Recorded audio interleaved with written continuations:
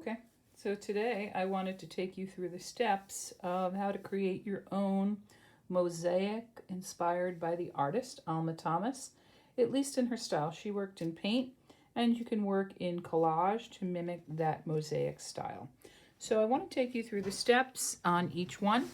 You can see I just was showing on this side if you had limited materials, crayon, oil pastel, and even colored pencils. So whatever materials you and markers, whatever materials you have available will work with this idea, as long as you use this idea of almost like a dashed line, a dash shape. You can vary the sizes if you like.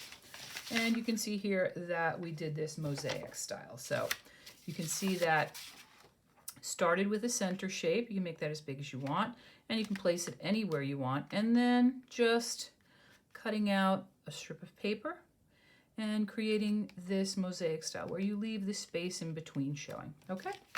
All right, so let's see. I'm going to start with the painting first because it's pretty simple. And of course, you can use any other materials that you like, but I'm going to demonstrate painting first. And then from there, I will show you mosaic. So you can see that oftentimes she didn't just work in circular patterns like that. Sometimes she made it, but that dashed line was kind of a look that you often saw for Alma Thomas, okay? So I'm going to get started with paint. I'm going to make a shape in the center, any color I want. I'm going to start with orange. You can do it as a rainbow of colors, whatever color choices you want. I'm going to put it off to the side this time. So I'm going to do something like that. I'm going to fill it in. And I'm going to rinse my brush. And I'm going to move on to maybe red. And now you'll notice that when I'm using my brush, I could do little dots, or I could use bigger dashes. Now, you'll notice that I started with a round brush, but for this project, I prefer one with flat bristles. So you can see that there. I'm going to go through and I'm going to keep building as I go around. You can make them as long or as wide as you want. The idea is that space in between will mimic that mosaic style. So I'm going to keep going round and round and round. Clean your brush in between and dashing the lines. And it doesn't really matter if you leave a consistent amount of space, but it's definitely going to give you more of that mosaic style. So you see how I kind of press it and pull? That gives you actually a thicker kind of line. And just do one more in this, and you can watch the sped up version to see how I complete it, but I think you get the idea. So that's the painted way. And I would keep going until I reach the other side. And now for the mosaic. So for the mosaic one, I'm going to actually just show you. I could take a piece of scrap paper. So if you have scrap paper lying around, you certainly can use that. And I'm going to just kind of make strips. 1, 2. I like to save my scraps from other projects.